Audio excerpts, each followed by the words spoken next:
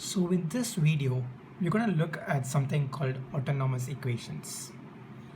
Autonomous equations can simply be written as equations that have the general form dy over dt is a function of y.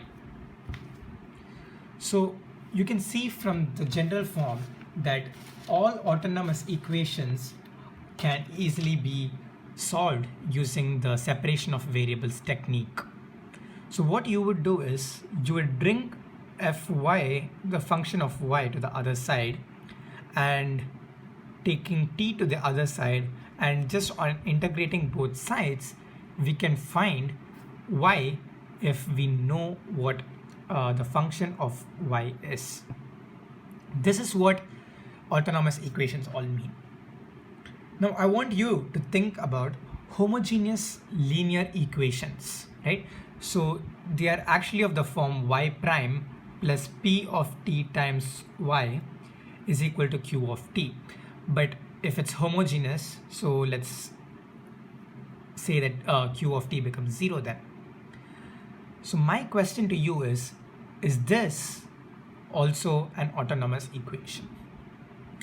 If you think about it, y prime is dy over dt and is equal to negative p of t times y. So from this you can see that the homogeneous linear equation can be separated by variables, but it is not a linear equation. So this is the main takeaway from the definition, what we need to know. Now, once we know this, we can start plotting the equations. So if you're going to plot the equations, you're going to go mainly with y prime versus y, because we know f of y, a function of y, and we also know y prime. So for any given value of y, we can easily find y prime. So if we are saying this is y and this is y prime, which I'm just writing it as a function of y. Since I used f over there, I'm just going to use g over here, just to show you that they're two different functions. Okay, so I'm giving you a random curve, so something like this, and let's say that it meets at 0 and it meets at 3. So you will get the equation for this curve as y prime is equal to 1 minus y over 3 times y. Honestly, you'll have to work the other way around when this equation is given and you have to plot it.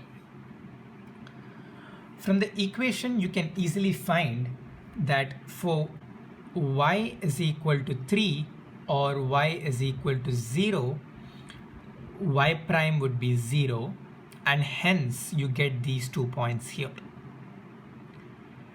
Using our first year calculus, which we have learned about increasing functions, decreasing functions, maxima, minima, you can find where the maxima occurs. And I'm leaving that to you. So what you will be doing is you're going to differentiate this one more time by getting a y double prime, which is the same as f prime or g prime of y, and equating that to 0, and you'll end up with the value for y as 3 over 2. That's exactly in the middle. So once we know this, now we can find on which side is going to be concave up, on which side it's going to be concave down, and also on where is the function increasing and where is the function decreasing. So you can see that from 0 to 3 over 2, the function is increasing. So you can find it by differentiating it once, right? And when after you differentiate, if you're going to have a positive value, you say that the function is increasing. So over here, you can see that y, for values from 0 to 3 by 2 for y, you can see that y prime increases. Or in other words, if you're going to differentiate this, the value is going to keep increasing, or you're going to get a positive value for this since the slope is going to be positive. But for 3/2 to 3, the slope is negative, and for increasing value from 3/2 to 3, y prime is going to reduce, right? So this makes this part of it decreasing. So we say that for y between 0 and 3/2, we have an increasing function, and for y between 3/2 to 3, we have a decreasing function.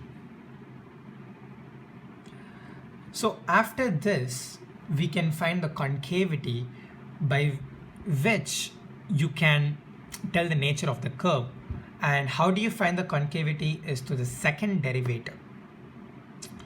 So if you're going to take the second derivative, and if you end up with a negative number, right, we can conclude that the function which we have done is, for which we have differentiated, has attained its maximum value. If the second derivative is going to be positive, then the term which we differentiated twice, that term is like attains its minimum at the point where we are finding it out. So when you use this, you can find the concavity of the curve. There's actually another shortcut which you can find.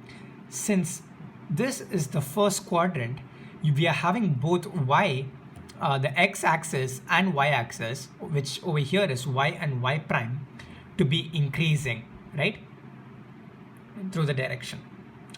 So since both of them are positive and we have an increasing slope or a positive slope, we can say that this is going to be concave up. And this has a negative slope but in a positive direction. So if you're going to multiply positive and negative, it's negative. So for negative, we have to go down. So we say that this one is concave down. This technique would work for the first quadrant, but when you go to the second quadrant or the fourth quadrant, you might have some troubles, because in the second quadrant, y prime is going to be positive, but y takes negative values. Similarly, in the fourth quadrant, this goes with positive values and this goes with negative values. So at that time, it's definitely encouraged for you to take two derivatives and hence find the concavity of it in a proper way. Thank you for watching.